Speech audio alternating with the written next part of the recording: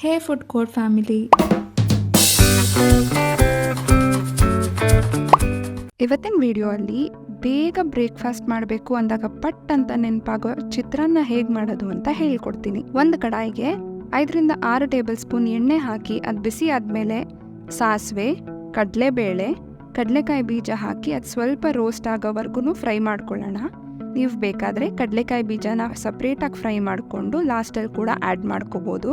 ಈಗ 5ರಿಂದ 6 ಹಸಿಮೆಣಸಿನಕಾಯಿ, ಸ್ವಲ್ಪ ಕರಿಬೇವು ಸೊಪ್ಪು, 3 ಮೀಡಿಯಂ ಸೈಜಲ್ಲಿ ಕಟ್ ಮಾಡ್ಕೊಂಡಿರೋ ಈರುಳ್ಳಿ ಹಾಕಿ ಫ್ರೈ ಮಾಡ್ಕೊಳ್ಳೋಣ.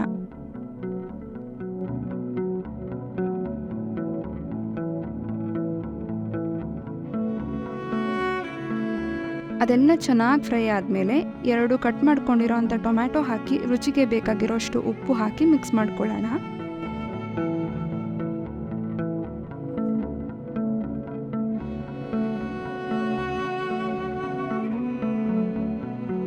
ಟೊಮ್ಯಾಟೊ ಎಲ್ಲ ಬೆಂದ ಮೇಲೆ ಸ್ವಲ್ಪ ಅರಿಶಿನದ ಪುಡಿ ಹಾಕಿ ಮಿಕ್ಸ್ ಮಾಡಿಕೊಂಡು ಕಾಯಿ ತುರಿ ಮತ್ತು ಕೊತ್ತಂಬರಿ ಸೊಪ್ಪು ಹಾಕೋತಾ ಇದ್ದೀನಿ.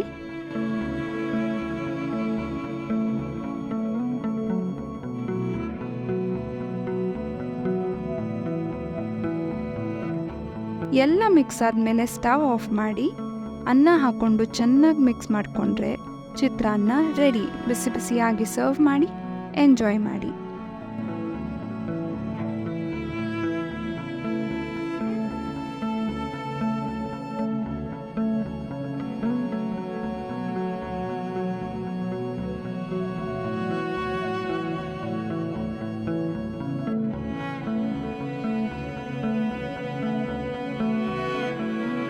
ಈ ವಿಡಿಯೋ ನಿಮಗೆ ಇಷ್ಟ ಆಗಿದ್ದರೆ ಲೈಕ್ ಮಾಡಿ, ಸಬ್ಸ್ಕ್ರೈಬ್ ಮಾಡಿ. Thank you.